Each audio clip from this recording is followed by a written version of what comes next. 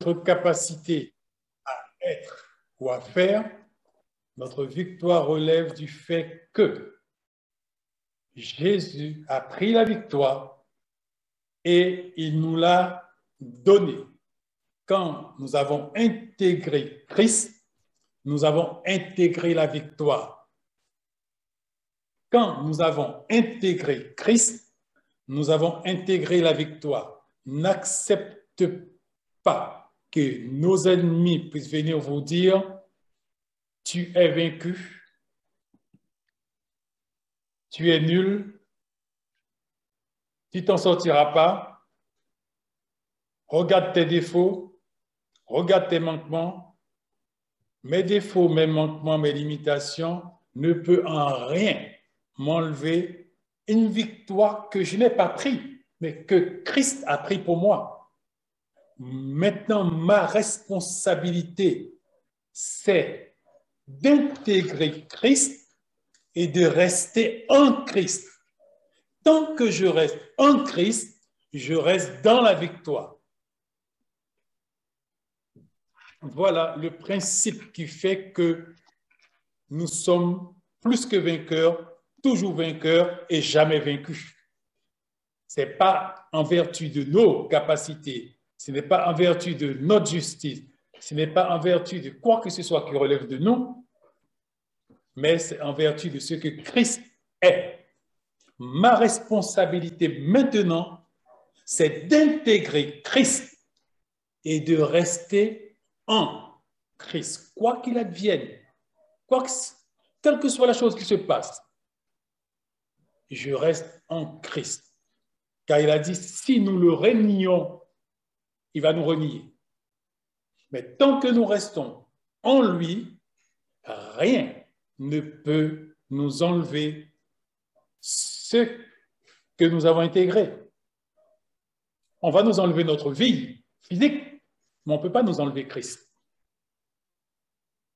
Parce que pour nous enlever Christ, il faut vaincre Christ. Et puisque Christ est invincible, parce qu'il a déjà pris la victoire, il est un fait qu'il est impossible pour nous de pouvoir faire face d'une manière ou d'une autre à un quelconque défait.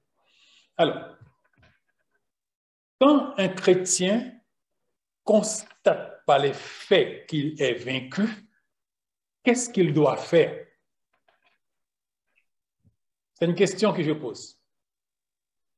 Quand un chrétien constate par les faits qu'il est vaincu, qu'est-ce qu'il doit faire?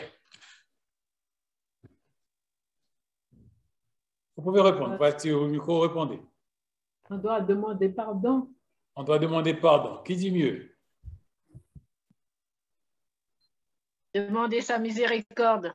Demander sa miséricorde. Qui dit mieux? On doit refuser. Parce que dans la refuser, Bible, justement. Dans la Bible, c'est marqué que Dieu nous a dit qu'il nous a appelés à être la tête et non la queue. Donc, on ne doit pas accepter d'être vaincu. Parce que notre Dieu est la victoire. Amen. Et c'est ce que je vous ai dit. Hein? En fait, avant de vous poser la question, je vous ai défini votre position. Après, je vous ai piégé par ma question. Comment vous pouvez admettre d'être vaincu alors que la victoire ne relève pas de vous? La victoire relève de Christ. Je ne peux pas être vaincu. Je suis un vainqueur. Je ne peux pas mourir parce que j'ai la vie éternelle qui est en moi, Christ. Je veux dire, ma position est acquise pour l'éternité. Maintenant, ma seule responsabilité, c'est d'intégrer Christ et de rester en Christ, quoi qu'il advienne. Car personne ne peut me prendre Christ. Pour me prendre Christ, il faut vaincre Christ. Mais Christ est invincible, car Christ a pris une victoire définitive et sans appel. Voilà pourquoi ma position est une position qui est universellement enviable. La création dans son ensemble envie ma position, parce que cette position a été un cadeau fait aux chrétiens que je suis, du fait que j'ai cru que Christ est mort à la croix pour moi et par la foi, j'ai accepté le sacrifice consenti à Golgotha et j'ai intégré Christ. Et j'ai intégré la victoire, j'ai intégré la vie, j'ai intégré la joie, j'ai intégré la paix, j'ai intégré tout ce que Christ est. Voilà ma position. Maintenant, si en tant que chrétien, je consens dans un domaine quelconque une faiblesse, j'aurai la faiblesse. Une défaite, j'aurai la défaite.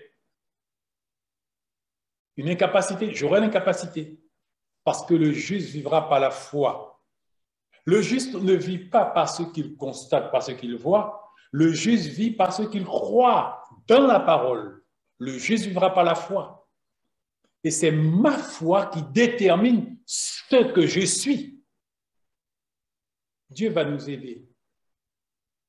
Car il a pris la décision de faire de personnes comme vous et moi dans le naturel des victorieux qui va fasciner l'univers.